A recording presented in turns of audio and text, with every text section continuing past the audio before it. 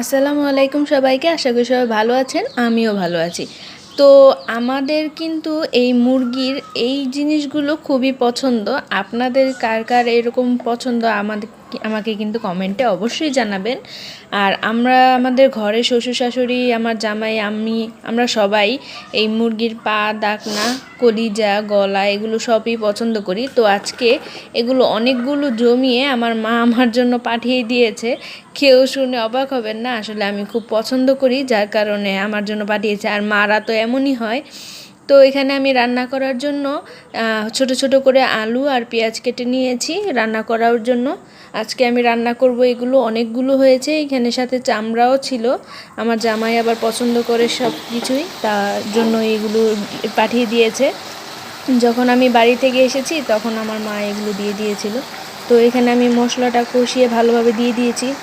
আর এত গরম ছিল যে কি বলবো, গরমের কারণে কোনো ভিডিওই ভালোভাবে নিতে পারছিলাম না। দেখতেই পাচ্ছেন বাহিরে কত ঝলমলে রোদ উঠেছে। আজকে একটু ততলিয়ে যাচ্ছি, তো কোনো ব্যাপার না, আপনারা একটু মানিয়ে নেবেন। তো এখানে ঝলমল রোদ দেখছিলাম আর ভাবছিলাম রান্নাঘর থেকে কি ছুটি পাওয়া যাবে না? যতই গরম হোক মেয়েদের কিন্তু রান্না করতেই হবে।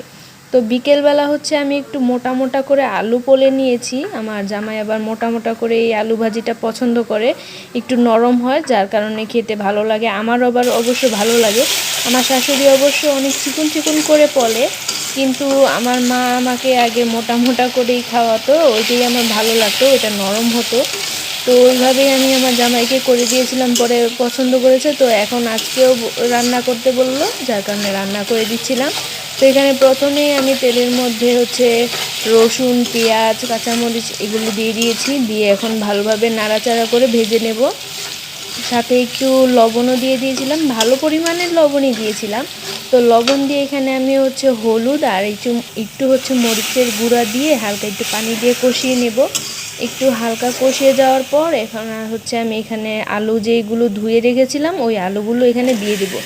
আলু আজকে বেশি একটা ভাজি করিনি, অল্প ভাজি করেছি, যেহেতু বিকেলবেলা করেছি। বেশি ভাজি করলে অবশ্য থেকে গেলে ভালো লাগে না, পরবর্তীতে গরম করলে অত একটা মজা পাওয়া যায় না। তো হঠাৎ করে জামাই এসে আবদার করলো হচ্ছে কেক খাবে, যার কারণে ওনার জন্য হচ্ছে কেক বানিয়েছিলাম। কেকের ভিডিওটা অবশ্য আপনারা সবাই আগেই দেখে ফেলেছেন। একটু প্রথম আমরা এটা খেয়াল করিনি, কিন্তু নামানোর সময় দেখলাম যে একটু উঁচা নিচা। তো কোনো ব্যাপার না, খেতে কিন্তু খুবই মজা হয়েছে। খেতে মজা হলেই তো হলো, তাই না? তো এই ছিল আজকে আমার ছোট্ট একটা ভিডিও। সবার কাছে কেমন লাগলো অবশ্যই কমেন্টে জানাবেন। আল্লাহ হাফেজ সবাইকে।